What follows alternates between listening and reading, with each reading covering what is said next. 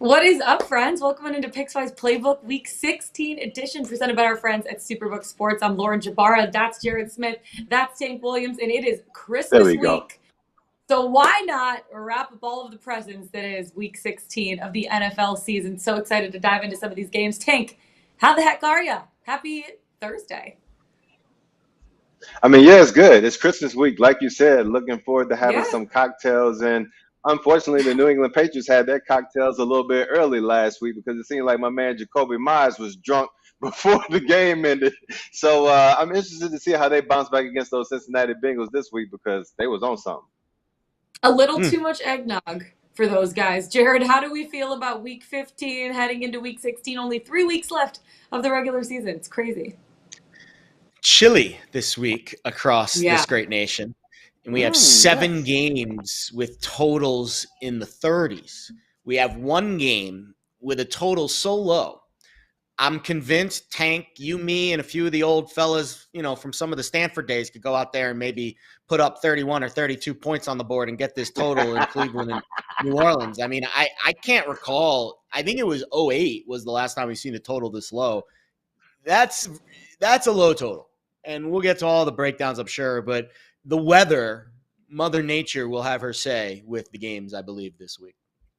Absolutely. Tank, I know back in your playing days, you were used to playing in the cold. Tennessee can get a little cold. New England can definitely get cold. Minnesota is the coldest of all cold. I mean, that place gets down to like minus 18 degrees. Now they play inside, but it's fine. So we have a lot to get into this week. Before we do, let's talk about some NFL season betting stats. The under is 122 and 99, which are hitting at a 55% rate this season. The best against the spread teams, the Bengals, 11-3, the Giants and Lions, both 10-4, and the 49ers, 9-5 against the spread. The Bucs, they're also really good against the spread. They're 3-10-1 ATS on the season. And the Kansas City Chiefs, despite being one of the best teams in the AFC, are 4-9-1 against the spread on the season. Now, before we get into our picks, I want to ask one burning question that I have, Tank, is Jalen Hurts, which Nick Sirianni said he probably won't be playing this week. How much does that affect that Philly-Dallas game? Because that line has moved 5-ish points, and that's conservative speaking. Yeah, I mean, I think Jared could speak more to it from the line perspective, but I mean, I guess you can tell it's a significant basic move. And I mean, rightfully so. Jalen Hurts, I believe, was the MVP going into this game before he got injured. I believe he's played that well. If you look at all the passing metrics, like obviously Patrick Mahomes leads the league in passing touchdowns and yards and stuff like that, Mm-hmm. but Hurts is just right up there. But then you also have to factor in his efficiency and that he hasn't really turned the ball over as much as some of these other quarterbacks. The rushing yardage he has, rushing touchdowns. And so I believe that he's really set himself up as being the most dynamic player, definitely an MVP of the league and also for his team. And so it's going to be a huge hit for the Philadelphia Eagles to be missing that in the lineup. But that at the same time, you have A.J. Brown, you have Devontae Smith, you have Dallas Goedert coming back this week. You also have Miles Sanders, and you have a strong defense to lean on. Gardner Minshew isn't Jalen Hurts, but he should be able to function in that offense just fine. And based on how the Dallas Cowboys defense has been playing over the past couple of weeks, I wouldn't be surprised with the pressure that Jerry Jones puts on that team. I wouldn't be surprised if the Eagles come away with a win, but we'll get into we start talking about that game a little bit later in the show. Yeah, just wetting the whistle a little bit here. Jared, for you, I'm going to set this up. Will the Bengals make it 7 in a row? Because 2 weeks ago, you told me they're going to win the Super Bowl this year. I still believe that. Although the line this Mhm. week is intriguing, and that matchup has some really fun wrinkles to it that I'm excited to talk about. Just to piggyback on Tank, it's about 5.5 points, the drop off from Yeah. Hurts to Minshew. And it's a fascinating conversation with the MVP because for example, the drop off from Patrick Mahomes to Chad Henne is like 10, 11 points. It's significant. And so the betting markets in that regard, I think, tell you who the MVP is based off of which quarterback Yeah. has the bigger drop off from starter to backup. Although I don't know if Henne and Minshew are apples to apples. Maybe Minshew slightly ahead of Henne, but it's still a bigger drop off from Mahomes than it is Hurts. That game's going to be really interesting this week. I love the Cowboys at Pick'em, which is where it opened, and then the Hurts stuff kind of came down. And yeah, with the Bengals though, I'm not stepping in front of Cincy right now. No shot. Yeah. And we're going to get into that. We have so much more in addition to, can the Patriots bounce back from their absolutely brutal loss with no time left on the clock? We'll get into all of that. Let's get into our Week 16 key games. First of all, starting it out with my Detroit Lions. Sorry, Jared, about your loss last week. Really pumped about mine. Now 3 weeks left in the regular season. If the Lions win out, they will make the postseason and clinch a postseason berth, most likely. They're continuing to impress the world. They're taking on the Panthers this week, but they're 2.5-point favorites on the road against the Panthers. That total is set at 44.5. The Panthers had an opportunity to take the lead in the NFC South, but they dropped Week 15 to the Steelers. And can the Lions get over 500 after starting the season 1-6? Tank, do you feel like this is a spot where the Lions could take advantage of the Panthers, because the Panthers have a really, really solid defense right now? Man, LJ, hey, I'm all aboard. I done jumped on your squad on Motown. Let's go Let's ahead now. go. Like, I see -2.5. You giving me the lines based on the way that the Carolina Panthers looked last week, where they couldn't run the ball effectively. They couldn't execute on third downs. I mean, they couldn't really throw the ball better than a high school team last week against the Pittsburgh Steelers. And I mean, obviously they've gotten better. They've gotten healthy. They have TJ Watt back now, but it's still not that dominant, still a defense that we're accustomed to seeing. And then we have the Detroit Lions that have won 6 out of their last 7 games. Like, everything's clicking for this team. They have so many weapons on offense at their disposal. Where they want to go to Amon-Ra St. Brown, or they have my cousin Jamal Williams just barreling in for touchdown after touchdown, or you get DeAndre Swift out there in the pass game out of the backfield and making chunk yards for him. So I really like what the Detroit Lions have going for them, and then more so than anything else, momentum is a hell of a drug, and they got a lot of it going right now. So give me Detroit -2.5. The Lions about to go in there and cover. Let's go. They're eating all of that Dan Campbell energy, and I absolutely love it. And a lot of their success too, Jared, has been because they've turned into a well-balanced team. Before, they had a good offense, but a really shitty defense. And now their defense is only allowing 19.8 points per game over the last 7 weeks, which is pretty incredible after the first 7 weeks, allowing 32.1 points per game. Now, for the Panthers, I look at their record. The Seahawks are the only team that they've beaten this year that has a 500 record or better. I feel like the Lions are the flat-out better team at this point of the season, but what are your thoughts on it? Would you lay the 2.5 points? Yeah, I think the number obviously matters, right? Like, when we're hovering around that key number, and based on what I'm looking at with the market this week, anytime it's gotten to 3, and it's gotten to 3 a couple times at a couple of different shops, immediate buyback on Carolina. So the point being, if it does get back to 3, it likely won't be there long. So if you want to set an alert for Carolina +3, that's probably the best number you're going to get. At 2.5, it's really dangling on you there for the Lions. The game itself, so I'll be honest, I have nothing bad to say about Detroit. I can try, but it's really hard. Over this little 6-1 stretch, the Lions offense, 4th in points per game, 1st in passing efficiency, 1st in drive success rate. The one thing I will say is the Lions offensive line got pushed around a little bit by the Jets last week. And other than Frank Ragnow, no one graded out above average. And Carolina's defensive line can get into you too. So we'll see how Detroit's front handles that on back-to-back weeks, going on the road and facing a physical defensive line. That would be the one concern for me with Detroit, laying on the road where they're typically better off in an underdog role. The Panthers, again, they have 6 players on their defensive line with over 20 pressures. They don't have a ton of elite pass rushers, though. They're really good at getting into you, and Derek Brown's probably the best at it, stopping the run. But, straight pass rush, edge rush guys, that's not what they do best. So we'll see how, how Steve Wilks schemes it out. Yeah, he wishes. Maybe. Yes, for real. I was really disappointed with Carolina last week. We were on them, at home against Pittsburgh. Similar spot, -2.5, really looked appetizing. And Pittsburgh just went in there and whooped them. And, Tank nailed it on third downs. The Steelers' offense was 12 for 16 on third downs in that game. I mean, you want to say third downs are volatile and we get some regression there. Carolina gets off the field in this game, but that just can't happen in the NFL. You can't let a team convert on 75% of your third downs. Your defense is going to be gassed and you're not going to win that game. So that's the adjustment I think Carolina's defense needs to make. We'll see if Steve Wilks can rally the troops in this game. This this is again after Tampa Bay, falling flat, and the NFC South is wide open still. So we'll see if Carolina can kind of bow their necks a little bit. I'm not going to bet this game. I see an angle for both sides, especially if you get the Panthers at 3. That would be the spot I'd be intrigued with Carolina as a home dog. But again, it's really tough to fade anything with this Detroit team right now. They're one of the hottest teams in the NFL, and they figured out a way to win a game where their offense only scored 1 touchdown last week on the road in tough conditions against the really good defense, which is exactly what's going to take place in this one as well. Yeah, the Lions have covered in each. Yeah, the Lions have covered in each of their last 7 games. I'm just saying they're one of the best teams against the spread over the last 7 weeks. Where the Panthers are 4-10 ATS in their last 14 home games. So that ain't too great. What else wasn't too great was the Chiefs' performance last week against the Texans. It took overtime for them to win that game. They're taking on the Seahawks at home. The Chiefs laying 10 points, which is a hell of a lot of points, as Tank likes to say. And that total is set at 49 right now. Good old Christmas Eve matchup. So the Seahawks had a great start to the season, went 1-4 in their last 5 games. They lost to the 49ers last week, slowly picked apart. It was brutal to watch. And the Chiefs went to overtime against the Texans, got it done. They're 7-1 in their last 8 games. I feel like, Tank, the Seahawks are really going to struggle stopping the Chiefs this week, especially at Arrowhead Stadium. Seattle's allowing the 4th most points per game and 4th most total yards. Patrick Mahomes really good at taking advantage of defenses who aren't good at stopping him. How do you feel like this one's going to play out? Yeah, I mean, I feel like the Chiefs will probably have some issues stopping Patrick Mahomes, but can the Chiefs defense stop Geno?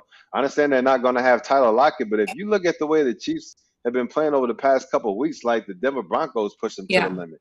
The Houston Texans pushed them to the limit. Like, that is not good. And we're going to get to Cincinnati later, but at least when Cincinnati was pushed by Tampa Bay, they stomped on their necks in the second half and pulled away. Like, it took everything the Chiefs had to win that game against the Texans. And with the Seattle Seahawks still in playoff contention, I expect them to come out here and try to play solid ball. I mean, I think they have some decent matchups when you look at the Kansas City Chiefs defense, because you have guys like Chris Moore that was able to get off on that defense for the Houston Texans. So why can't we have DK Metcalf? Marquise Goodwin has stepped in well instead of Tyler Lockett. He's made some plays. He had 2 touchdowns against the Los Angeles Chargers.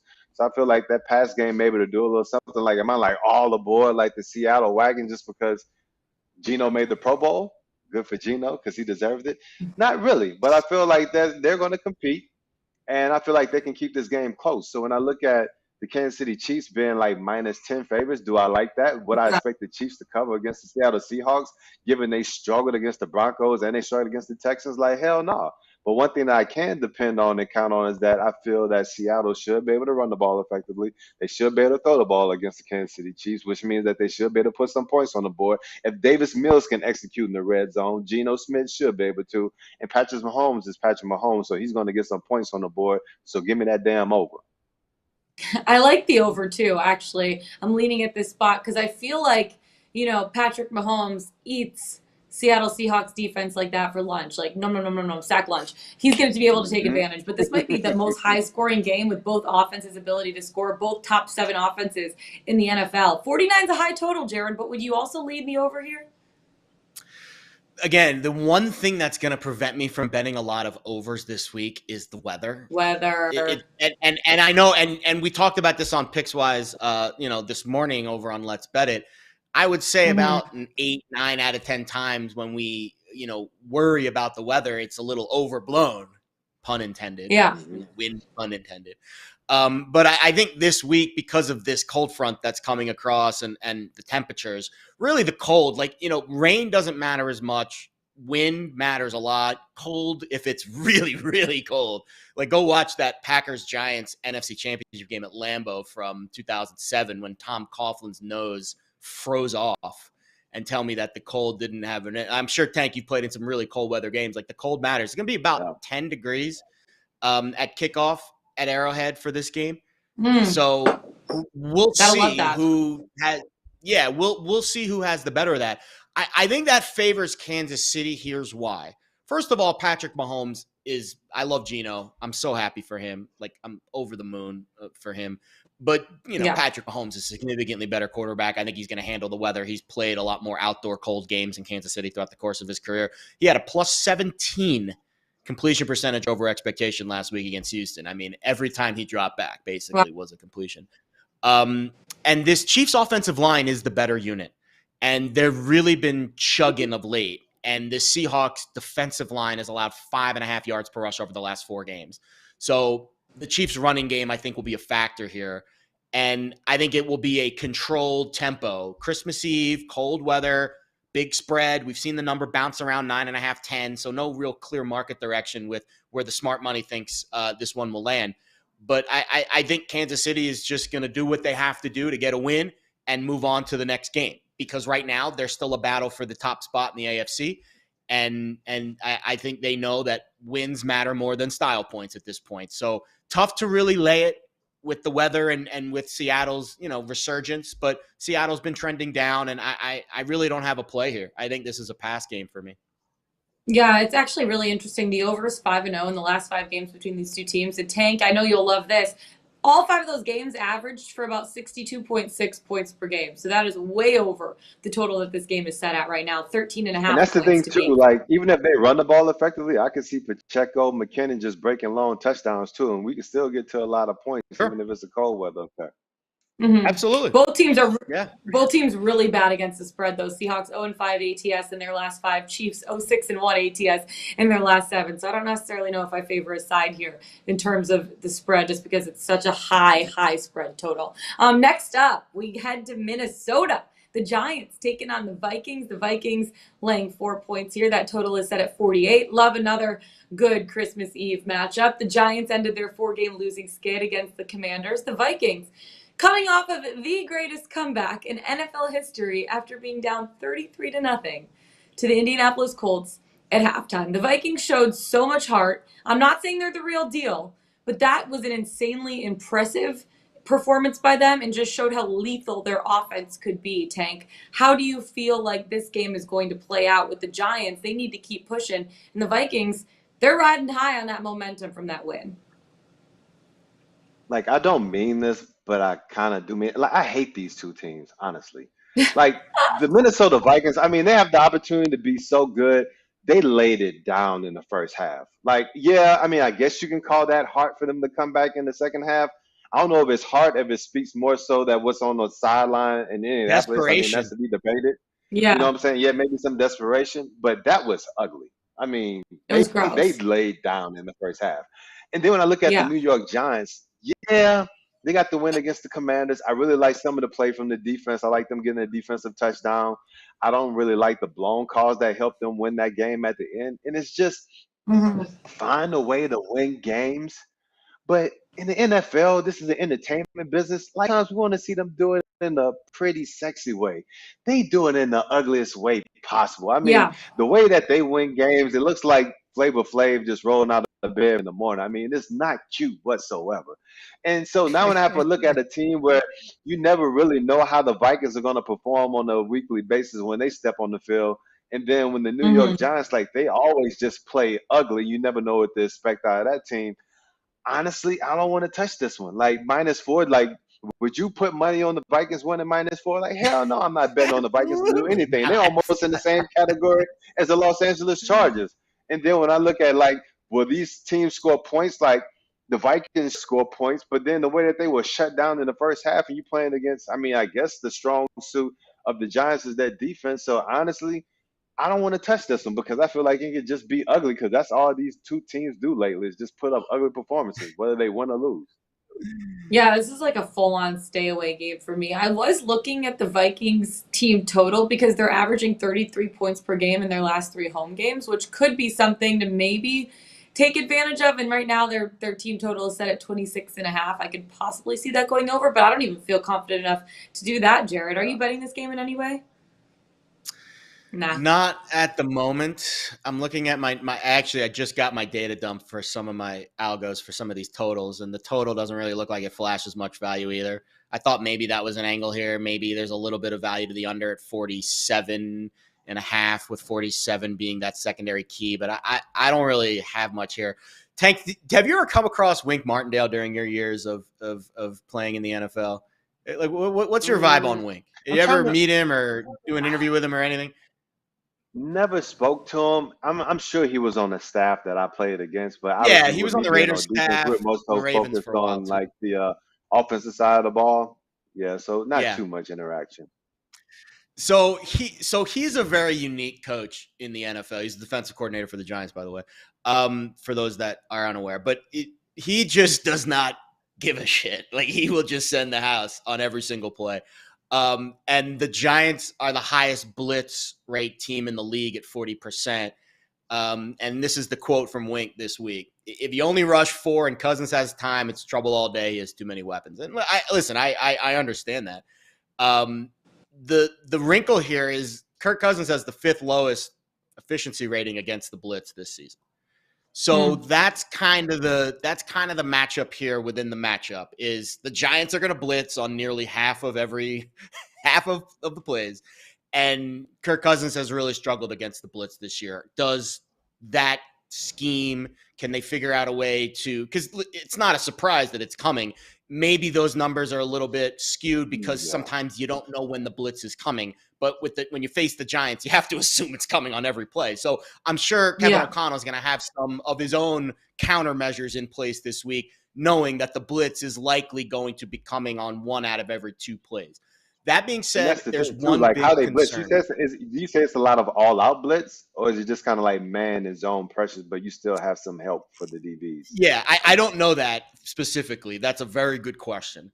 I If can it's tell you that the all-out Giants are blitz, not a I good like team Justin getting home. Jefferson one-on-one against anyone, and I so agree. that should be the easy read for Kirk Cousins. If they're going to try to send the house, just throw it up to Justin Jefferson. He's going to win over 50% of the time. Totally agree. And I think it helps the Vikings. Like, you know what the dealer's holding.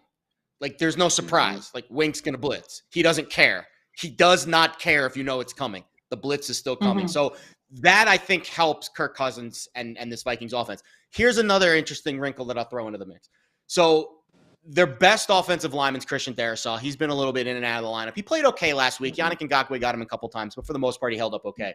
But their starting center, Garrett Bradbury, got hurt mid-game. Austin Schlottman filled in, did not grade well, gave up 4 pressures. Then after the game, Garrett Bradbury, who hurt his back during the game, after the game, this dude gets into a car accident and tweaks his back.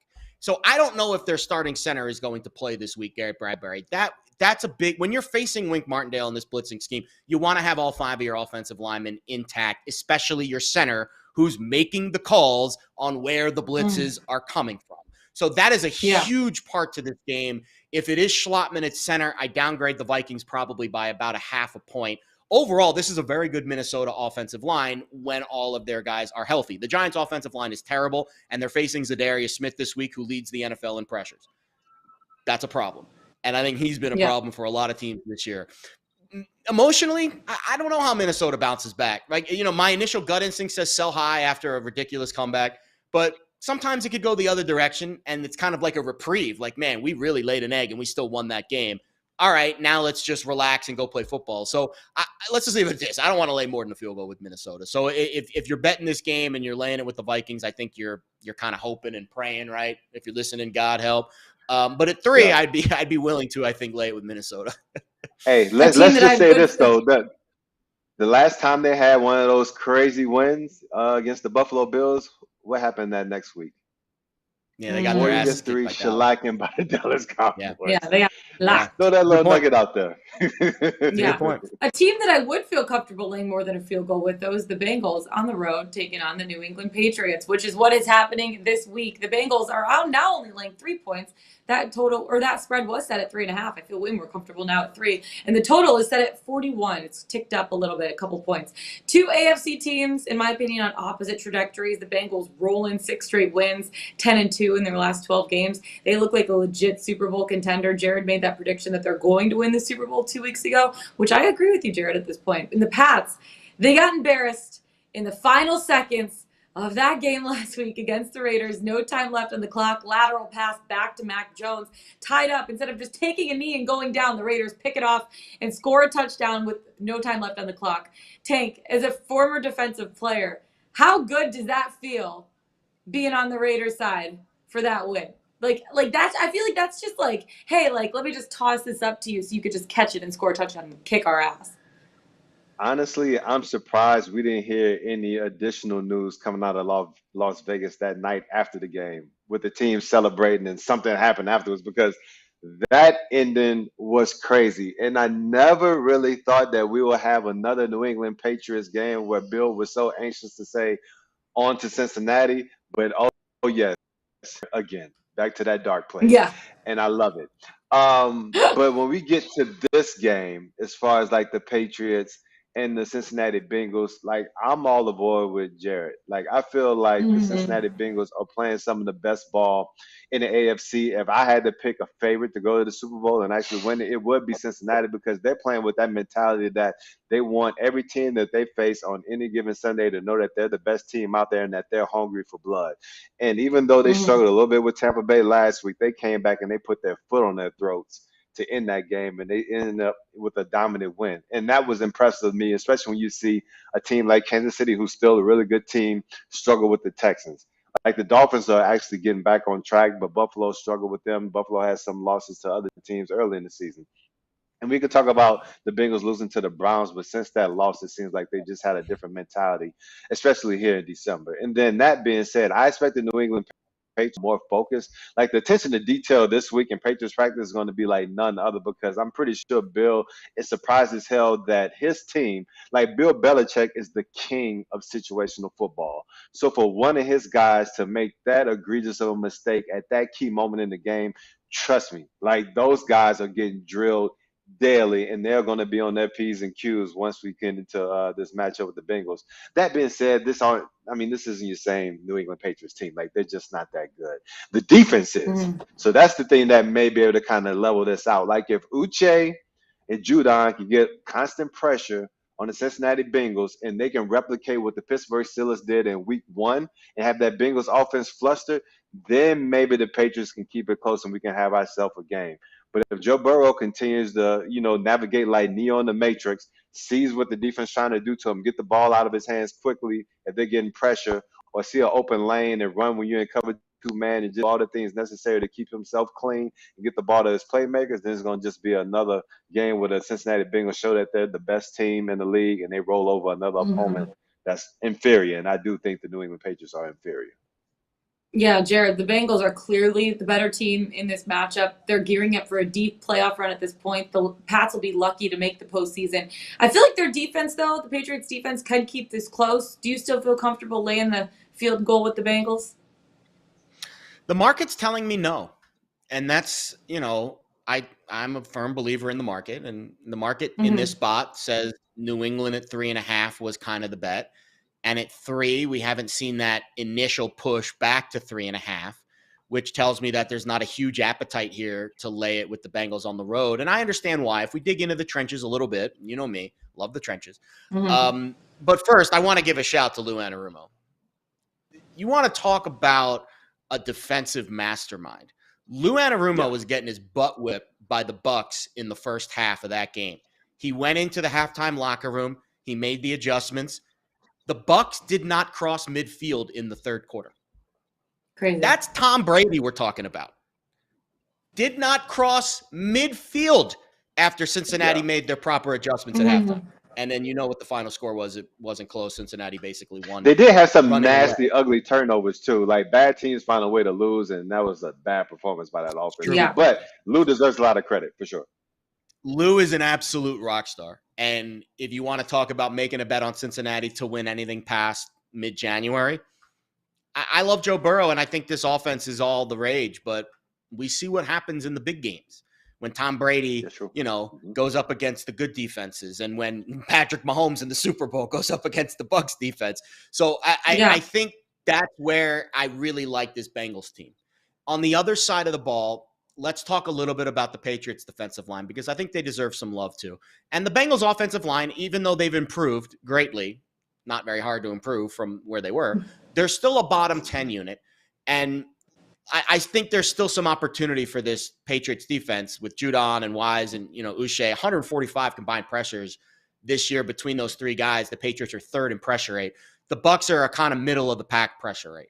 So I do think, the heat's going to be on Joe this week. We mentioned the weather. We mentioned all of those factors on the road, silent snap counts. We'll see how he handles that. And again, Joe's been great at handling those types of things throughout the course of his career, but this is a desperation spot for New England with their backs now squarely against the wall at 500 and the AFC playoffs slipping away. Miami, of course, and then the Bills are going to run away with the division. So this is one of those spots where I can make a case at 3.5 for the Patriots. I think at 3, it's a stay away.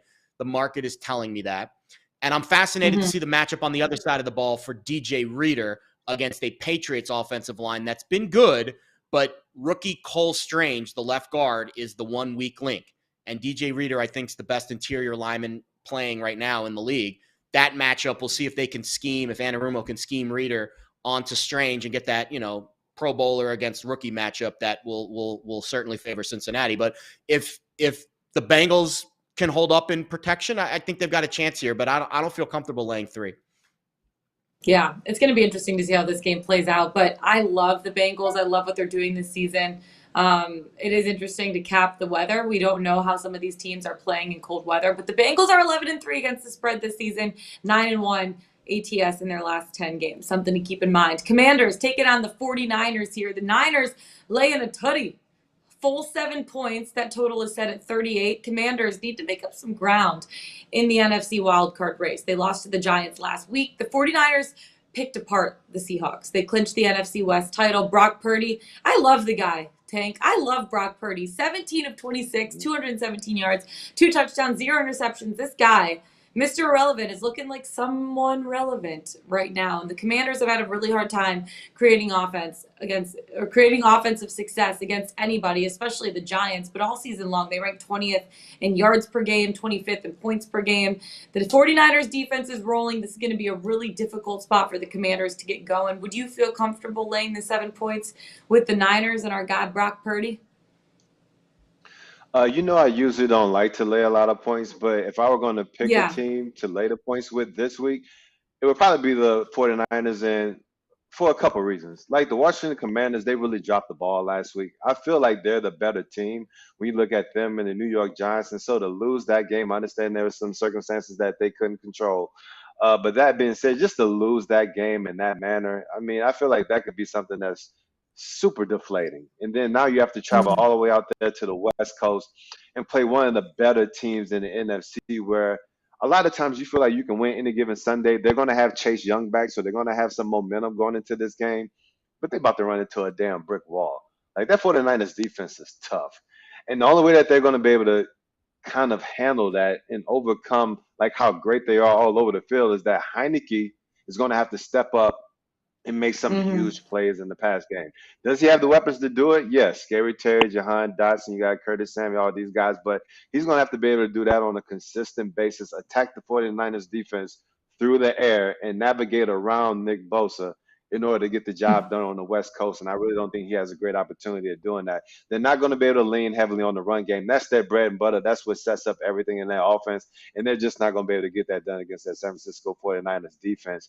And then when I flip it over, like the Washington Commanders defense has improved, but I saw Daniel Jones drive the ball down the field 97 yards. He executed on the 3rd and 9.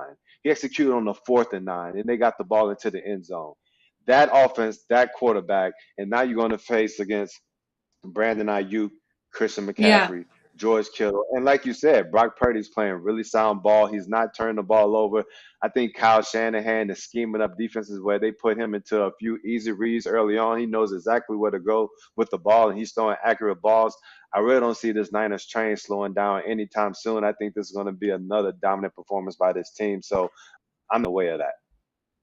Yeah, Nick Bosa. We talked about Micah Parsons being that dude. Nick Bosa is that dude. That game last week, he played absolutely phenomenally. San Francisco 10-1 straight up in their last 11 home games, riding a 7-game win streak. Jared, I know you love the 49ers defense this season. How do you see this game playing out? Yeah, I do. Big drop in the total here. Open 41.5 last week on the look ahead, now down to 37.5 again. It seems like every freaking game this week's in the 30s, except for the indoor games, or the game that's in Miami. Go figure, right? But I do like the. I tell you what, spend a lot of Christmases down there. Not a bad place to be come December. But there's a little bit of vibes here towards San Francisco. The initial movement was off the 7, and then it kind of got bought back onto the 7, and we've kind of been holding steady at 7 over the last couple of days. I don't see a ton of market appetite for this one. The Niners are off their mini bye, right? They played last Thursday. Now they play Saturday, while the Commanders have a short week. Sunday night game. I know, they still played Sunday, but still Sunday night game, out of your routine a little bit. Now you have to play a short week on a Saturday. So the rest, I think, favors the Niners a little bit. Washington's offensive line's playing better, though. And they're up 10 spots in the Pro Football Focus ratings over the last 5 weeks. And they're going to need every inch of those ratings against Nick Bosa, who usually drifts, right? Like some defensive ends, they'll stay on one side. That's their comfortable side. Bosa is kind of first of all, he's a freak, period, but he's kind of a chameleon. He will drift to other sides depending on where the weak link is on the opposing offensive line at the tackle spot. But there really isn't one on this Washington offense. They're kind of a balanced offensive line. So I don't really know what that scheme is going to look like. And I'll be honest, I'm really fascinated with that matchup because, again, like I said, the Washington offensive line now inside the top 20 of the Pro Football Focus ratings. You've got Lucas and Leno Jr. as your bookend tackles there, and neither guy really excels or, is below average. They're both kind of average. So we'll see where Bosa lines up this week. If I had to bet this game, I think this is actually a decent teaser spot on the Niners to get them down to 1. I don't think I'm willing to lay it, but I'll be honest. I really would be a little bit scared with Washington's mindset after that game. And maybe, Tank, you can shed some light. I mean, Terry McLaurin with that lining up on the line of scrimmage and getting that penalty and then the PI at the end of the game. Like, Washington feels like they played well enough to win that game against the Giants, but they came up empty-handed, and now their playoff hopes are kind of on the fritz. So we'll see what their mindset is this week. But I do love Ron Rivera as a head coach. I think he'll have his boys ready to roll. But I don't know, heading out west, facing a tough defense, if they're going to be up for that challenge. Let me tell you how I like this game. I like the first half spread, laying the 3.5 with the San Francisco 49ers. 7 is a little bit too much for the full game, to be honest, with everything the Commanders have to fight for right now. But the Niners have only allowed 7.1 first half points per game this year, which is first in the NFL. Then you look at the Commanders, who are averaging 8.6 first half points per game, and that's 26th in the NFL. San Francisco is led by at least a touchdown at half in each of their last 5 games, and they're 10-4 against the spread in the first half this year. Washington 5-9 against the spread in the first half. So I kind of like laying the 3.5 for the first half, not necessarily the full touchdown all game. But yeah, that's how I'm betting this game. It's actually one of my best bets of the week. So love to see it. Let's head on out to Las Vegas, where Jared is staying. The Steelers coming on into town. A few wins the last few weeks could put either of these teams right back in the fight for the final AFC playoff spot. We'll see how it plays out. The Raiders beat the Pats, just like we talked about earlier, on a last-second pick. That was a wild ending to that game. The Steelers took care of business against the Panthers. Harrison Warren combined for 124 rushing yards and 2 scores. Derek Carr started to heat up a little bit. Mitch Trubisky started under center last week for the Steelers. Kenny Pickett was in concussion protocol. I don't really know how to read this game, Tank. Can you enlighten me a little bit? I kind of am leading the Raiders here, but again, I just don't really have a good feel. Yeah, this is going to be an interesting game. I was trying to pull up the weather. I mean, I believe this is going to be another one of those instances where they have to play in some inclement weather. I'm not sure if it's going to be the rain or Pittsburgh the in cold December, or baby. both. Yeah, so it's going to be single digits. So, I mean, they have that to contend with. And, yeah, the Pittsburgh Steelers are actually playing better ball as of late. I mean, they were able to go down to Carolina, get a tough win. So I really like that aspect of it. The Raiders, honestly, as bad as the Patriots are, like the Raiders shouldn't have won that game last week. They tied the league lead for the most penalties in the game last week, with I think 13 penalties overall. They're playing sloppy ball. If that touchdown hadn't been called a touchdown to Keelan Cole, it probably would have been overturned if they would have reviewed it, just because I think his foot was out.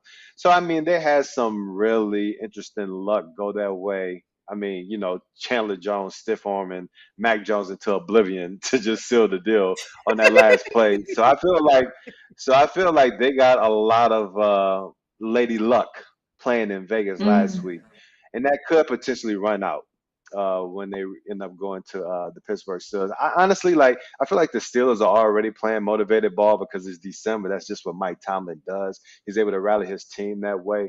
I feel like the mantra in Pittsburgh is a little bit more cohesion there than what we're having Las Vegas just because at times you can see where there's just like this little thread that you can pull with the Raiders and then everything will just kind of fall apart. And also you have the Steelers playing in memory of Franco Harris too. There's that Mhm. Oh, great 50th point. anniversary of like the Immaculate Oh, Reception too. I mean, so I think there's going to be a vibe in Pittsburgh like yeah, none other. It's going to be a cold weather game too. The terrible yeah. towels are going to be flying. And so we have this at -2 right now. Hey, -2. Kenny Pickett's going to be starting. Usually in games like this, I feel like either team could win, but honestly, with everything playing into this game, I think I kind of like the Steelers. I'll go down on a limb and I'll say, give me the Steelers -2 in this matchup, playing in the cold weather. Everything just sets up for them to just Mhm. do what they do. And the Steelers are 6-3 ATS in their last 9 games, Jared. Are you on Tank's side with this one? Yeah, I mean, you know me, I'm numbers, but the narratives are for media. I know that's us, but this is one narrative that I would subscribe to. Mhm. Franco Harris may be one of the most beloved athletes in the city of Pittsburgh, which has just the richest of Mhm. athlete histories. So that's going to be a big, side portion to this game, the tributes, and we'll see if there's some pregame stuff that they do. I mean, that was I didn't know that he was sick. I don't know how he passed, but that seems sudden to me, especially the timing of it, just one of those weird things that just happened. And that's why, man, life is freaking I short. mean, the week of this Um, game, right? Yeah. yeah, like Crazy. yeah, and with I saw that it was weird because I saw that they were promoting the special. They did like a documentary type Hmm. thing. And then I remember waking up, it was yesterday, 2 days ago, and I saw everyone tweeting about Franco Harris, and I just assumed that it was about the special. So just the timing of that is just, again, life is short. There's no coincidences. Go kiss and hug your loved ones after the show, please, because man, it's wild how things shape up. But it's kind of funny because this game, the Steelers offense was the number one efficiency offense in the entire league last week, with Mitchell Trubisky just tearing through a Panthers defense on the road. And now you go back to Pickett, and it's kind of a weird spot to go back to Pickett because, listen, Trubisky's been playing really well. He was other than Yeah. Patrick Mahomes, no one completed at a better rate last week than Mitchell Trubisky, plus 15 completion percentage over expectation. So we'll see what Pickett gives you in the cold weather. Small hands Pickett was the joke during the draft process, and now he's playing in 10 degrees in Pittsburgh. His first, and I know he's played in Pittsburgh before. I'm not going to make a joke about him and make it seem like that's going to play a factor in the game, but this could be the coldest game he's ever played in his career. And this Vegas Raiders defense can get after you a little bit. Max Crosby and Chandler Jones, who that meme of him Yeah. stiff arming It's an Matt Jones is issue. going to So live funny. on in infamy. That was Yeah. so An funny. infamy. I've never Truly. seen Truly. I've never seen anything. You know what that reminded me of? When I used to play Turkey Bowl when I was a kid, Tank, and my uncle used to just knock me into oblivion. And I was like 12 years old, and he was like 40. And, sorry, not my uncle, my cousin, but it's just like that's So what it reminded me of. So I was about to say I your don't know. uncle would treat you like the mascots. You know how you see the mascots playing with the Pee Wee Yeah, League exactly. Like teams? the They just mascots beat against them. kids. That's what it reminded me of. Like it was just get off me, fool. Like how does Vegas Oh come my down from goodness. that high? Like usually the vibe with this Raiders team is you buy at the bottom and you sell at the top because they're one of the most volatile teams in the league, and it's hard to get Mhm. toppier than what we saw transpire at the end of that game against the Patriots. And I will give credit to the Pittsburgh offensive line. They're playing really well. They're one of the most consistent units in the league. They've had all 5 starters in the lineup for almost the entire season, and their pass blocking grades are amongst some of the best in the league. So if there's any unit that's equipped to neutralize Crosby and Jones, and again, this Raiders defensive line gets into you. I know the back end's been a little bit leaky, but they've got Max Crosby is one of the most dangerous pass rushers in the league. And Chandler Jones is still a really savvy veteran who knows how to kind of find that angle and find that edge to get to the quarterback. So that's kind of the game within the game here. The Steelers offensive line against the Raiders defensive front that's been kind of trending up. And then the move from Trubisky back to Pickett. Can Kenny, keep up with what Mitchell did last week? Because I'll be honest, I thought Trubisky Yeah. played fantastic last week, and I think there's a case to be made to keep him installed as the starter. But Trubisky off the concussion will be back under center this week. Fascinating game. I don't think I'll be betting it, but I think I would rather take Pittsburgh than Vegas selling off of that crazy win. Yeah, Steelers 4-0 against the spread against teams with losing records, and the Raiders, though, 5-0 against the spread in the last 5 meetings between these two teams. So trends are favoring both teams here. Don't really know how to bet it, but it will be fun to watch. I'm excited for this game because, and I know the Dolphins couldn't be any more excited to be back in warm weather after spending last weekend in Buffalo. Even though Mike McDaniel had a shirt that said, "I wish it were colder," they all wish they were back in Miami. They're taking on the Packers this week. The Dolphins are laying 4 points here. That total is set at 49.5. Some significant line movement here, though, because earlier in the week, the Dolphins were laying 5.5, 6 points at some books. So interesting to see. They want to get back in the win column, though. They couldn't be happier to be in warm weather. Drop week 15 in an extremely exciting game to the Bills. Waddle Hill balled out yet again, 183 yards, 2 touchdowns. The Packers beat the Rams handily on Monday Night Football. Great defensive showing. That will be the only time this season I will be betting the Green Bay Packers laying the points. I am done. I have hit my quota for the year, guys. The Dolphins' 3-game road stretch is done. They are like home cooking, baby, for Christmas. Let's do this thing. They have a scoring margin of plus 8.3 at home on the year. Would you trust laying the 4 points with them against the Green Bay Packers? Tank, sorry, I didn't even win out anybody there. No, just start tossing it up. no. Anyone wants to grab it, feel free. Was it a jump ball? Yeah, with the parody. Tank's gonna win the jump ball. Tank's gonna win the jump ball every time. Every time. But no, I have trust issues, and especially with these two teams. I will say this: that I have a little bit more faith in the Green Bay Packers now. They've been on a little bit of a heater since they involved Christian Watson in his offense. I mean, now that the big play has been revived, that running game has come back to life. Like A.J. Dillon has been a beast. He was in concussion protocol, but he got a full practice in yesterday, so I have a feeling that he's going to be okay for this one. Aaron Jones was able to kind of make his noise in the passing game last week. And so I like what I see from the Packers offense. The defense is playing better. That was supposed to be the strong suit of this team coming into the season. And they've actually started rounding into form here later in the season. And then when I flip it over to the Miami Dolphins, like when they were out west, man, they were hurting. Like the 49ers beat them up. We expected a bounce back against the Chargers. That didn't happen. They actually played better ball against the Buffalo Bills, so that was good to see. I like seeing Mike McDaniel lean on the run game. He let the run game kind of get that offense going, and then he was also able to take some shots. Jalen Waddle had a huge pass catch in that game for a touchdown. And so I like the way he kind of changed it up against the Buffalo Bills. And they actually had a shot at winning that game at the very end. So I feel like the Dolphins are trending in the right direction. I feel like Green Bay is trending in the right direction. And both teams have playoff aspirations. I think more pressure is on Miami, given where they are. They're in the number 7 seed right now with a lot of teams like nipping at their heels. Everybody's been talking trash about the Green Bay Packers the entire year. And somehow, some way, if they win out, they have a good chance at making the playoffs. So they get to go out there and play carefree, because if they lose, like, hell, y'all knew we was trash anyway. And so you're not surprised that we lost the game. But if we continue to win, Aaron Rodgers just gets up to the podium every week after the game and just throws a little smirk and say, like, hey, he's still here.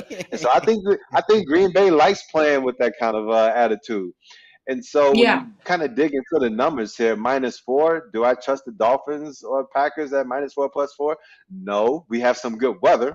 So, hey, I think both of these teams can score some points. So maybe give me the over on this one. I mean, I think if there's going to be any play in this game for me, it would be the over, just because I like betting overs. And like Jared said, I mean, there's not too many games where we have good weather, so you might as well take this one while you can. But other than that, I don't want to really touch either one of these sides covering, because I think it's going to be a damn good game, and it'll probably come down to the wire. Yeah, the over is 4-0 the Packers' last 4 games. But Tank, I know everyone's been talking shit about the Packers all season long, including me. They're still ranked 20th in points per game this season. They have a turnover differential of -3, which is really bad. And A.J. Dillon's injury could mean maybe the backfield depth isn't necessarily there. And I look at the Dolphins. Like, this is do or die time for the Miami Dolphins. Mike McDaniel is going to be open up a can of whoop ass on his own team, having them ready to go. And 4 of Miami's last 5 wins at home this season have come by at least 6 points. Green Bay 1-5 against the spread in their last 6 against the AFC. I feel like this is the spot where the Dolphins are back. The home cooking feels good. They were on the road for the last 3 weeks. I think they're going to take advantage of the Packers, but also a lot of that could stem from my hatred of the Green Bay Packers. I don't know, Jared, please talk me off a ledge here. Who are you siding with in this spot, or do you kind of like the over? I'll give you a few nuggets here that I like. First of all, Lauren, you could speak to this too because you've done this a million times. Yeah. Usually after hockey teams or basketball teams, long road trips, that first game back at home sometimes can be a little sleepy because you've been on the road for a long time. Yeah, I think the first game back at home after a long road trip is a little sleepy, and then you settle in a little bit. In the NFL, it's a little different because it's week to week. But this has been a long, strange trip for Miami. Go out west for 2 weeks. You lose both games to the California teams. Then you come home, short week of prep, head north, and you really exert yourself. I mean, let's be honest. That was a ball game. That was one of the better games I've watched all season. That was such a fun game to watch. Yeah. Fantastic game. And what did we talk about last week? First of all, Tank, you nailed it. I listened to one of your podcasts from one of the other outlets last week about the Dolphins not running the ball enough against the Chargers the prior week. They listened to you because you saw Mostert and you saw this Dolphins offense really get their ground game going against the Bills, which is really a difficult thing to do with Ed Oliver. So I give them a lot of credit for that. And I give Jalen Waddle a lot of credit, played through a tough, lower body injury and had a really good game. And Tua was accurate and made some really nice throws. And it's kind of funny because the market bounced around all over on this game. So usually the market will close when the teams from the next week are playing. And of course, Miami and Green Bay played on different days this week. So the market closed at 3.5 on Miami before the Buffalo game. It reopened 5.5. And then the market closed before the Packers game on Monday night. And now we're back at 4. So you kind of see where, hey, Miami played really well. We're going to get a little money towards the favorite. Then market closes. Green Bay plays really well against the Rams, cover the spread. And then all of a sudden we see the movement back towards the Packers. We're kind of hovering around 4 right now. The one nugget I think about this game that I could see Green Bay having a big edge, the Dolphins defense really struggles against running backs and tight ends. They're second to last in DVOA against tight ends, and they're bottom 10 defending running backs in the passing game this year. That's something I think Aaron Rodgers does a really good job in, getting his non-receivers involved. Tunyon and Jones, and even A.J. Dillon's been a factor in some passing sets this year. And I think that's where Green Bay can have an edge defensively against this Dolphins defense that's been a little bit, especially in the secondary. Xavier Howard's getting paid $1 gajillion, has not lived up to expectations. You've got Byron Jones is still out. Like the Dolphins secondary has definitely been the weak link this year. I love Jalen Phillips. I think that's going to be a good matchup against this Packers offensive line. We'll see if Jenkins and Bakhtiari play left guard, left tackle. They've been kind of on the injury bus all year. I think if you put those two guys back in the lineup this week, I upgrade the Packers maybe by 0.5 point if they get their entire left side of their offensive line back. But it's really tough to count out Aaron Rodgers at this stage. You're right, Tank. He's got that kind of shit-eating grin on his face like, yep, y'all just going to count me out. I'm just going to come out here and start slinging it all over the yard. And he's got a matchup this week that I think is favorable to that. So while I like this Dolphins offense, they showed me a lot of fight in Buffalo last week. I think the Packers at 4 is probably a bet for me. And I think the over 2 is, I'm certainly not betting under with these two quarterbacks. The pace for the Packers scares me. They love to just run it and slow things down. But if we get some early points on the board for Miami and it forces Green Bay to kind of, get their shit together and move a little quicker, I think this one can really sail over. Yeah, the over is 4-0 in the Packers' last 4 games, and it's, I think, 5-1 in the last 6. So something interesting to note. I kind of do like the over in this spot, too. A game where I definitely don't like the over is the Bucs taking on the Cardinals. Sunday night football game on Christmas Day, giving us everything that we love. The Bucs had another loss this week to the Bengals, rightfully so. The Bengals are rolling right now. And the Cardinals lost by 9 to the Denver Broncos, their 4th straight loss. Who is going to win the NFC South, though? For real. Let's be honest. The Cardinals, I look at their team. They've been extremely inconsistent. Now with Kyler Murray out with his ACL tear, it's getting worse. Trace McSorley is going to get the start for this one. But him and Colt McCoy have combined for 47 of 76, 368 passing, and 4 interceptions, 0 touchdowns in Kyler Murray's absence. Tom Brady, I think, is going to be able to take advantage here. 7-time Super Bowl champ. was productive against the Bengals, even though he got shut down more so in the third quarter and in the second half.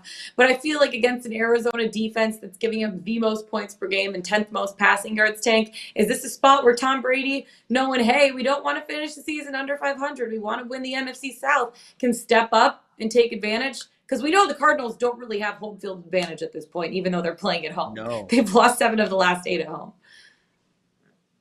Hey, LJ, I said it before and I'll say it again.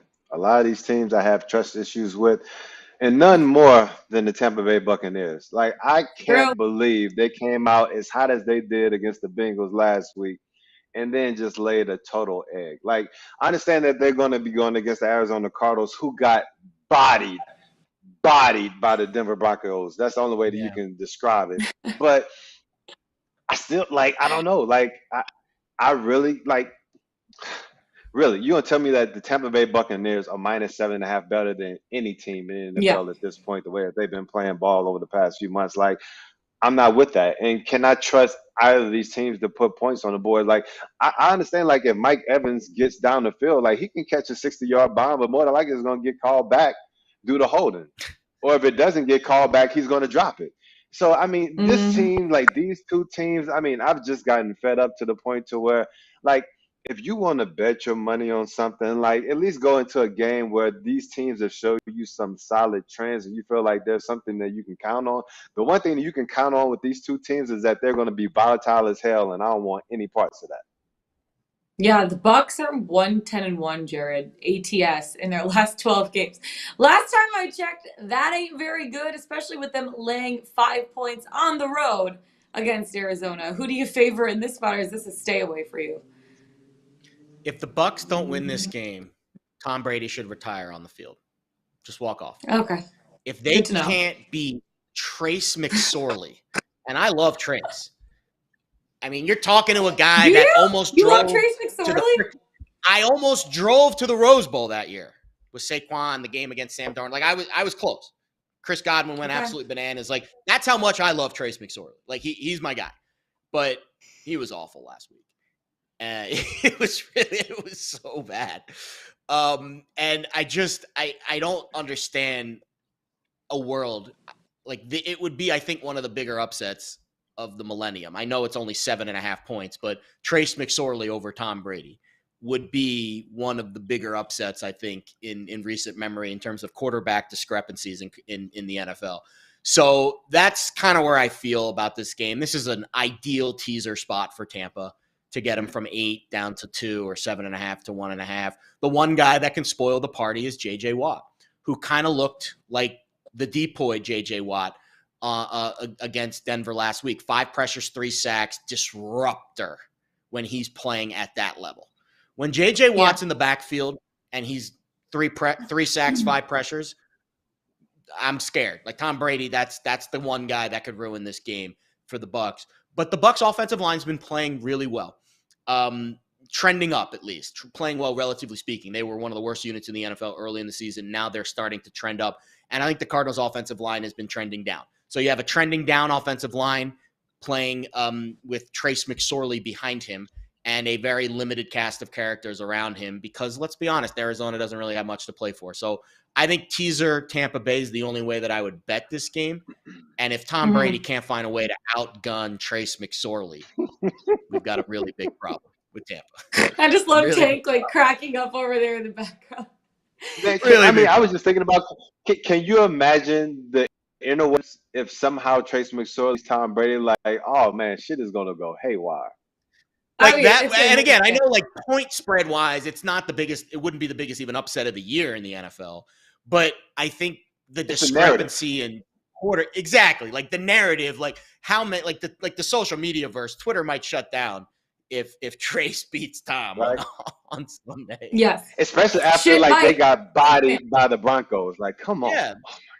It's a standalone game too. Sunday, Christmas Day standalone game. Like everyone's going to be watching this thing, and I really hope the Bucs win. I really. Which means hold on.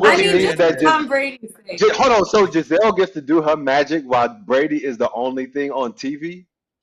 I don't know, dog. Man, I don't know. Giselle's hanging out with the jiu-jitsu instructors now, so she should be busy. She should be Things doing getting her a jiu-jitsu little on Christmas Day, right? sketchy over there in Arizona. It's going to be interesting to see how that plays out. But God, for Tom Brady's sake, just to the football gods, let him win that game because I couldn't even imagine.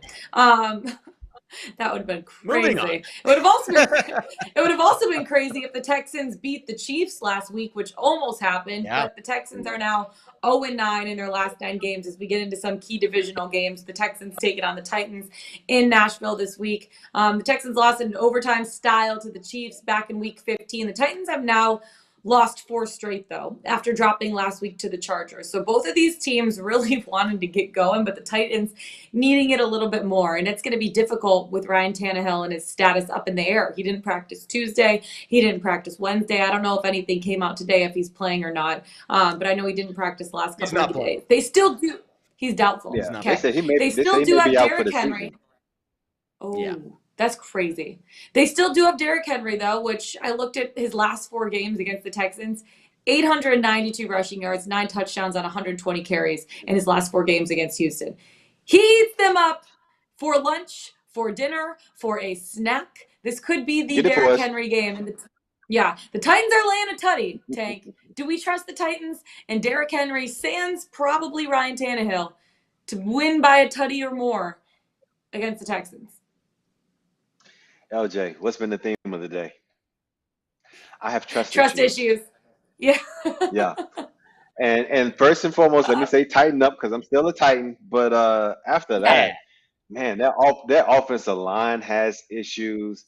Now they're playing without Tannehill. And granted, the last time the Titans played the Texans, Derrick Henry still ran for over 200 yards. But with a beat-up offensive line and with the Titans offensive coordinator scared to throw the ball with Malik, and for Malik not to have anybody to throw the damn ball to anyway, and with the Texans actually playing really good ball lately, I mean, let's not forget, they pushed the Chiefs to the limit. They pushed the Cowboys to the limit, and they will want nothing more than to go into Nashville and pull off an upset against the Tennessee Titans. So I think you're going to probably see the best version that we've seen from the Texans in the past few weeks, and they've been actually playing decent ball lately. So this is probably one that I don't want to touch because, one, I don't want to jinx the Titans. Hopefully, I want them to win so we can get this like key matchup with Jacksonville at the end of the season where it's like, hey, whatever team wins gets into the playoffs. Like, I want to have that energy in the AFC South.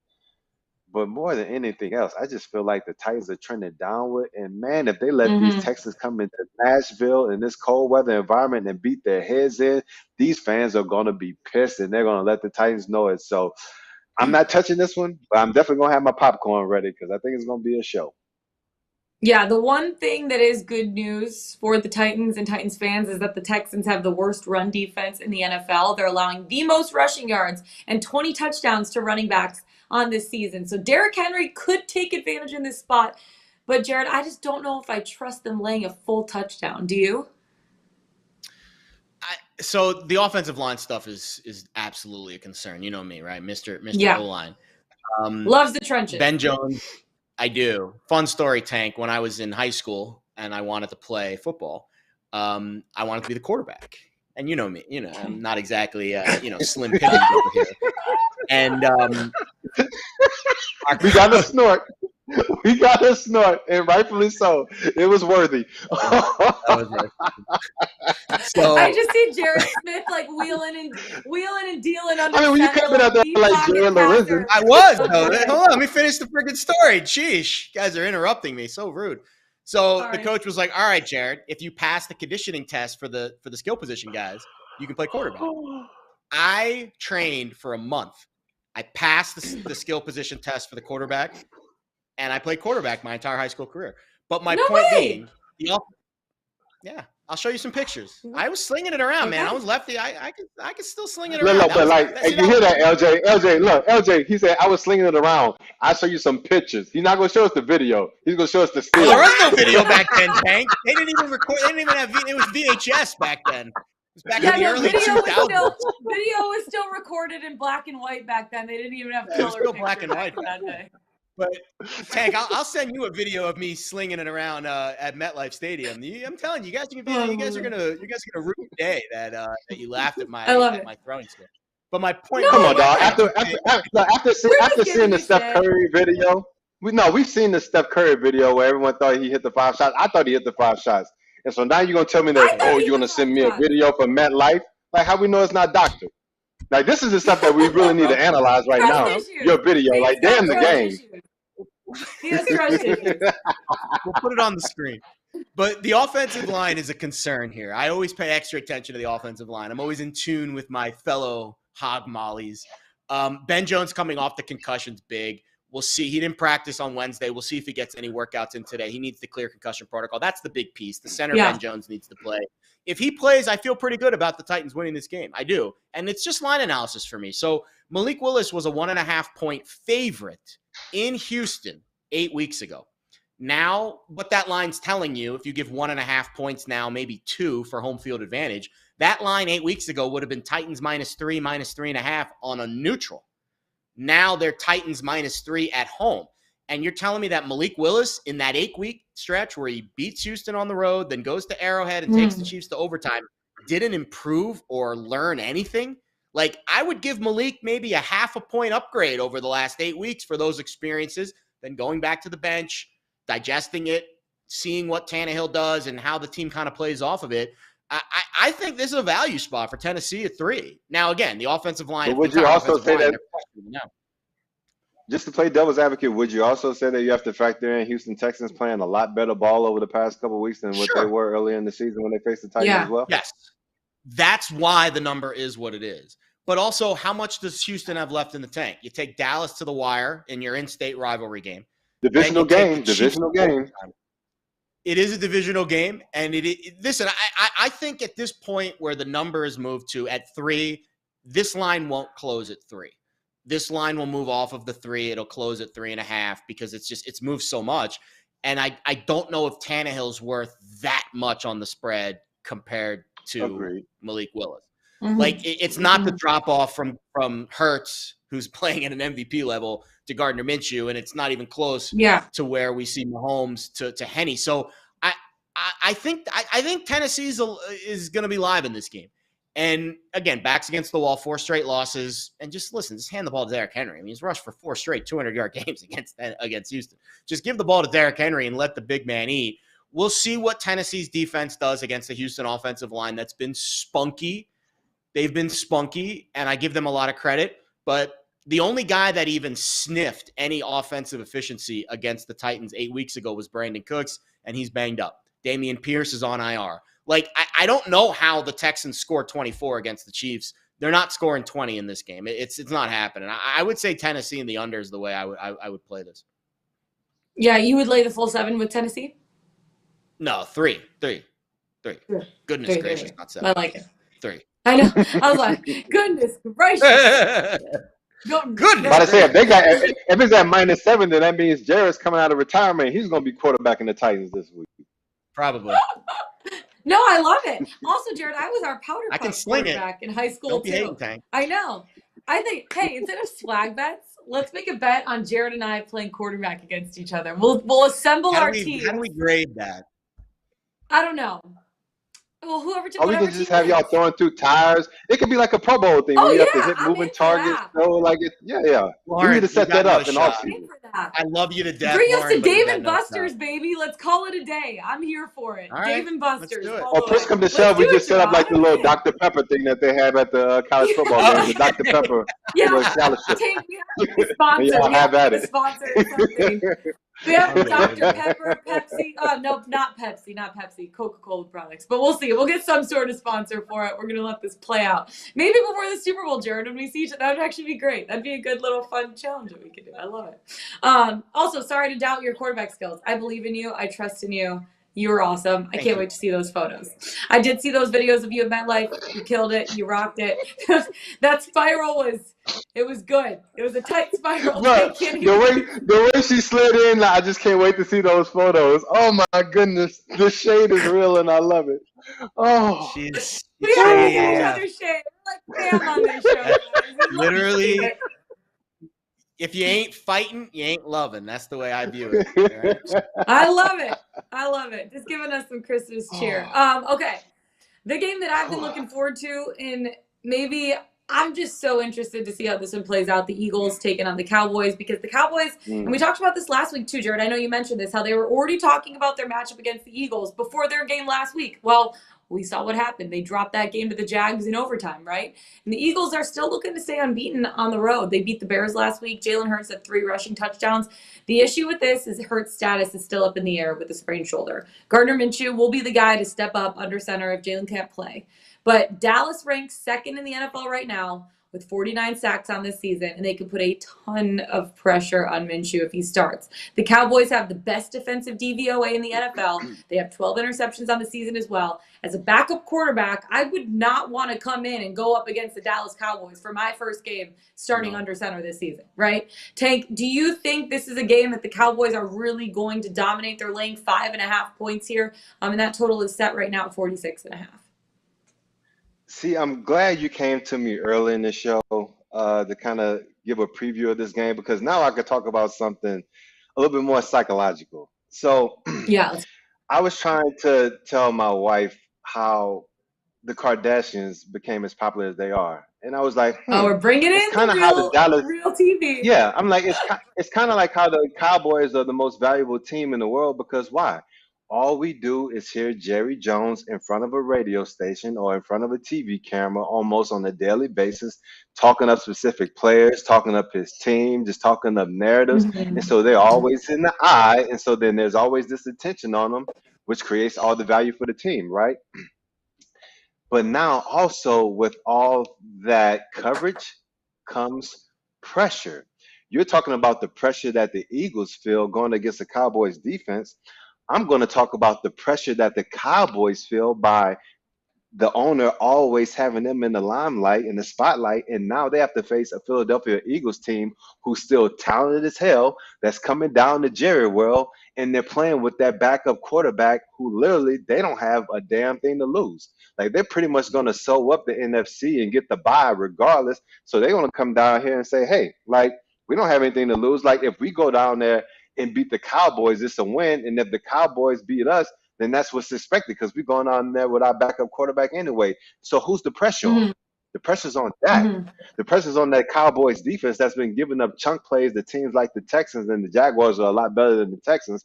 But man, my guy Trevor Lawrence Sunshine was looking like Peyton Manning out there last week. And we talked about how Michael Parsons and those guys were overlooking the Jaguars and had their eyes Yeah. squarely set here on Philadelphia. Well, oh, all of a sudden we're here now. And now you have to face A.J. Brown. You have to face Devontae Smith, all these other guys. And even though we have the mustache back there instead of who I think is the MVP, he still should be able to kind of function that offense and execute and be efficient and put some points on the board.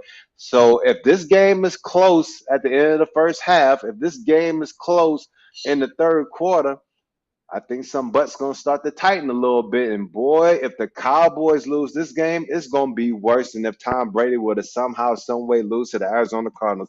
If the Cowboys lose this game to Philadelphia with their backup quarterback, regardless of Philadelphia being a better team, all hell is going to break loose on all the major networks, all on social media. That's going to be the only thing you hear. And honestly, I'm not a Cowboys hater, but I will be there for it with my cocktail Yeah. in my hand. It is crazy. First of all, Gardner Minshew, his mustache is elite, I will say. 12 out of 10 for the stash. I'm not a big stash, like pure stash fan, but I'm a fan of Gardner Minshew's stash for some reason. Yeah, it has But nice this body. line move, Yeah, nice little shine. yeah, it's like, I mean, it's fluffy, it's like thick. It's a nice mustache. But this line move, it is all about Hurts' health. Without him, though, Jared, they still have Miles Sanders, A.J. Brown, Devontae Smith, who, guess what, all scored a touchdown last time out against Dallas. Could the Eagles maybe sneak in here and get a win on the road as a road dog? Yeah, I absolutely wouldn't put it past Philly to come in here and win this game. Mm-hmm. Gardner Minshew's numbers were good last year. Limited time. I remember the game against the Jets vividly. It crushed my soul.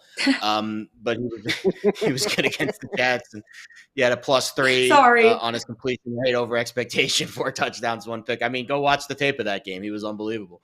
The Dallas defense, though, is formidable, and top pressure rate, middle of the road blitz rate. And again, we talk about that a lot, that gap, that delta between your blitz rate and your pressure rate. The teams that can generate pressure without committing the extra personnel in the box are the teams that I take very seriously.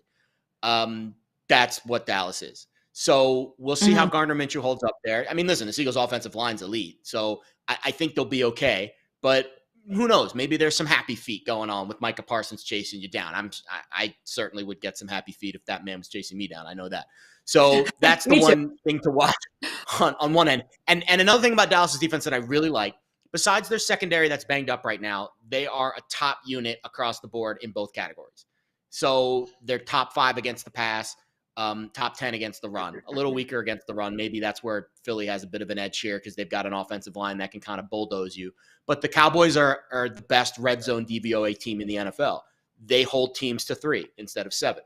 And again, with Gardner Minshew, first game, the red zone packages are usually the toughest sub packages to kind of absorb on short weeks. That's where I think Dallas might have another hidden edge. Maybe those touchdown drives or field goal drives instead. And the Cowboys can kind of get on the front foot there. On the other side of the ball, listen, Dak Prescott has to play better.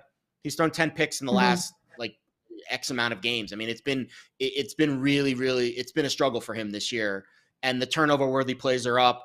Against the blitz, numbers are down. Like, it's just, I don't know if it's efficiency, but regardless, in the 8 games that he's been back in the lineup since the injury, 24, 49, 28, 40, 28, 54, 27, 34. So they haven't had a game with less than 24 points, and that low mark was his first game back. And I think this Eagles defense, they're a very aggressive ball hawking secondary, but I think they're going to be obviously up for this game, but I could also see the weapons of Dallas, especially the running game. That's where Philly struggles a little bit. Joseph and Sue haven't been as good since they came over in that free agent move.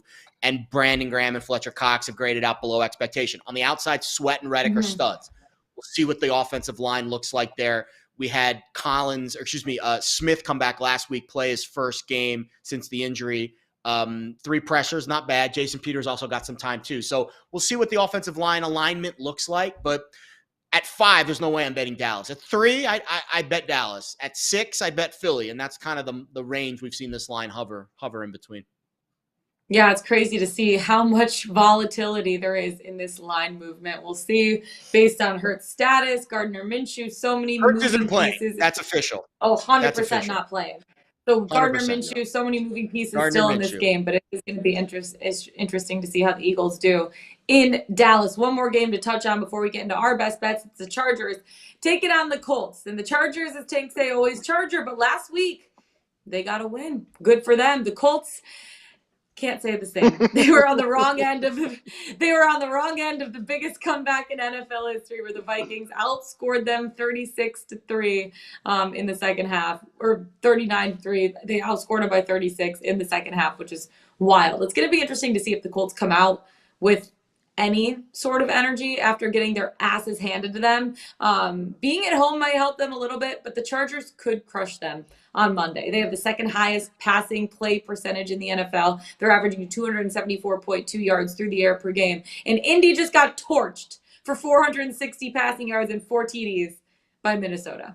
Tank, how do you see this game playing out? Well, first off, I don't want to bury the lead. I will never trust the Chargers. I understand that they're playing better ball, and this is a game that they should win. And I understand that the Indianapolis Colts are probably going to be just down in the dumps after. I still don't know how they lost that damn game. That was wild.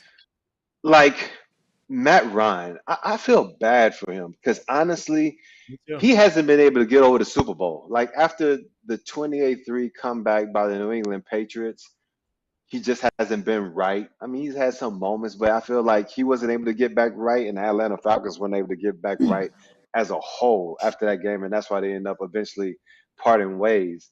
And then now he has to endure that once again in his career, possibly like his last start ever. Is that, like, I don't wish that evil on anyone, but that's deflating as hell. I really don't know how they overcome that. They already understand that they're not in the playoff hunt. The only thing that the players are focused on right now is getting the hell out of the season healthy, because the last thing you want to do is have an off-season surgery and have to be stuck in damn Indianapolis while everybody else is like jetting around the world, hitting up islands and stuff like that, and you're stuck in damn Indy rehabbing. So they're going to try to get out this season healthy, which means that it should be a path of the least resistance possible for the Chargers. But The Chargers like the Charger. So I'm not touching this one. The Chargers should win. They should be able to move the ball on offense. I really like what I've seen from them, whether it's Mike Williams, Keenan Allen, Austin Eckler, whether he's running the ball or catching the ball out of the backfield. Justin Herbert's been on fire for the past couple of weeks and showing why he's just not some social media quarterback. I don't know why people like want to just say dumb things online, like he's not a good player. I mean, honestly, they charge it like they lose games that they should win and vice versa, but there's no doubt in the talent and that he's one of the better quarterbacks in the league. But that being said, do I trust them to go in there and cover -4.5? Hell no. Do I trust them to put up a lot of points? Like, hell no. Am I going to even touch this game? Hell no. But I will watch because I feel like whenever you have these two teams playing, any damn thing's bound to happen, as we saw last week. So this is another one where you want to have your popcorn ready. It could be a banger or it could be boring as hell. Yeah, the Colts down in the dumps, Jared. Can they bounce back at home in front of a home crowd, or do you think they succumb to the 4.5 points that the Chargers are laying? Yeah, I don't have much here. I think the edge to me is the Chargers' defensive line really struggles, and the Colts can kind of get into you a little bit. You know, Zach Moss, and there's not going to be Jonathan Taylor, but maybe Zach Moss might be a fantasy option for you this week or a prop option. The thing that scares me, though, about the Colts' offensive line, Quentin Nelson's on pace for one of his worst career seasons. He's not graded out well this year, and this is a guy that I thought was one of the best guards in the league, and he's been kind of on the downtrend. Chargers' offensive line has been disaster. Period. End of story. I just think Yannick Ngakoue is going to be a problem for Matt Ryan, or it's really going to be Nick Foles this week, but it really doesn't matter. Nick Foles, yeah. And yeah, I feel bad for Matt Ryan too until I see the hundreds of millions of dollars that he's made in his career, and then I don't feel as bad anymore, right? Yeah, I feel like he's going to be okay, but yeah, I mean, you certainly feel for him, and we'll see emotionally how the team rallies around Indy. I'll be honest. I want nothing to do with this game. I think the Chargers win, and they should win by 2 scores, but they Charger all the time. So you're asking for trouble if you're laying more than a field goal with this LA team. I think one of my favorite things was the fact that Matt Ryan's wife tweeted out after the World Cup game, "Wow, what an incredible game. Makes you forget about anything crazy that happened the day before in the NFL." I'm like, that was the good most for her hilarious for having thing a sense of humor and understanding. I'm like, sarcasm. I mean, because you have to imagine, like, the mood in that household has been like, oh, so miserable, especially during the holidays too. Oh. But then again, I just pulled up his career earnings and I said, yeah, I don't really feel as bad. That he can go into one of his 30 rooms in his mansion probably and cry his sorrows away. Yeah, seriously, wiping his tears with his money that he's making. I mean, yeah, right. Horrible. But I mean, like you don't a lot of times. So it's interesting. We'll see how that all plays out. All right, we're going to get into our best bets of the day. But first, guys, Let's Bet It is presented by our friends at Superbook Sports. Make sure to go to superbook.com or download the app today. This season, we are rooting for safeties. That is because Superbook will give you a $50 bonus on each safety scored this season. Just place a $100 pregame bet on any spread or any total. And if there's a safety scored in any game on Sunday, you get a $50 bonus. Make sure to visit superbook.com for terms and conditions. From superbook.com, guys, to our best bets. Tank, I'll hit you first. Who you got for your best bet of week 16? LJ, what's the theme of the day? Hit me with it. I have trust issues. But you know who I don't have trust issues about? And damn, I hope I don't jinx them. I'm going Detroit Lions -2.5. Yes! That's my best bet. I feel like these damn Lions, like, hey, 6 of the last 7, they're playing with confidence. I'm telling you, confidence and momentum are a hell of a drug. I always say it, and I feel like the Lions have the most of it out of any damn team in the league right now. And based on the way the Carolina Panthers played against Pittsburgh, I understand that they're still in that NFC South hunt, so they should come into this game playing motivated. It's not like they're going to lay down. I just feel like everything that Detroit has going for them, the way that Dan Campbell's going to have this team ready to play, even though it's going to be on the road, I think they come out of here and they definitely win by more than a field goal. So I feel like the Detroit Lions are my best bet of the week. Let's go ahead and get it, Lions. Let's get it. Let's go forward down the field. The Lions team that will not yield. And when the blue and silver waves. I won't sing the whole thing, but yes, we do have a fight song for an NFL team in Detroit. Okay. That is how we do it in Detroit. Gerard, who you got for your best bet of week 16? I'm going to lay it with the Titans at 3. Wrote this up for the site, Pickswise.com, 3-star play. Tank Go ahead. Give me the eye roll. Give me the eyeballs, Tank. What we got? I mean, I always tighten up, dog. I always tighten up, Let's but go. whew, I hope so. I'm doing this for my guy, Tank. Malik the Freak, baby. Okay. He's going to get it done this week. No, listen, I think the handicap is very simple here. The handicap is very simple here, right? You take the snap, Malik. You turn around, and you just give it to our guy. Give it to our guy, D. Henry. True. And, offensive line concerns, of course. The Titans have the worst pass blocking grades in the entire NFL collectively as a unit. Good news is the last time these two teams played, Malik attempted 10 passes. So I don't think that's going to be a huge factor in this game. I think this is just the Titans. I mean, this is really, I know I've been saying this the last couple of weeks. We bet the Titans last week at 3. We got the push. I thought they did enough to win that game. I really thought Vrabel was going to go for 2 there on that tying touchdown and get us off that 3, but that's not how it worked out. Mike decided to kick the extra point because Brandon Staley was very economical with his timeouts. Herbert drives down the field, kicks the game-winning field goal, but overall gave up 17 points against a really good Chargers offense with both Allen and Williams healthy. Listen, you ain't going to face those kind of weapons against Houston this week. That is not the vibe with this Texans offense. So I think you run the ball, you get a lead, you give Malik Willis a little bit of comfort early, and then you let that defense, like Novocaine, settle in and just knock Davis Mills out in a cold, tough environment in Nashville. I think at 3, I feel very bullish on Tennessee to win this game and get their season back on track.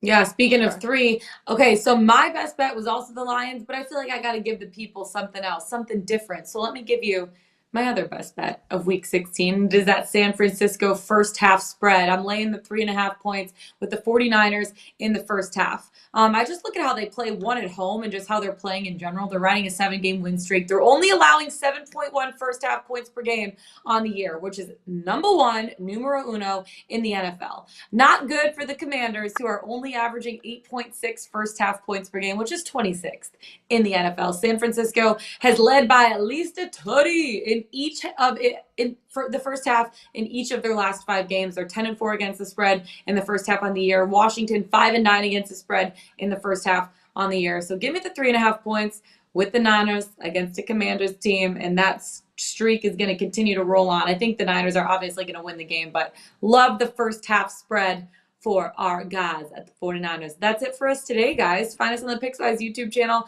Go to pickswise.com. That is Tank Williams. That's right. They're pointing the right way. That is Jared Smith. That's right. We're going to throw – thank you. We're going to throw it, toss it, spiral it to the end of the show, just like Jared back under center in his high school football days. And hoping for the best for our bets this week, guys. We'll tune in next week for Week 17. Just kidding, Jared. We love you. We're just giving you a little shit. That's it for today. Pickswise Playbook, presented by our friends at Superbook Sports. We'll see ya.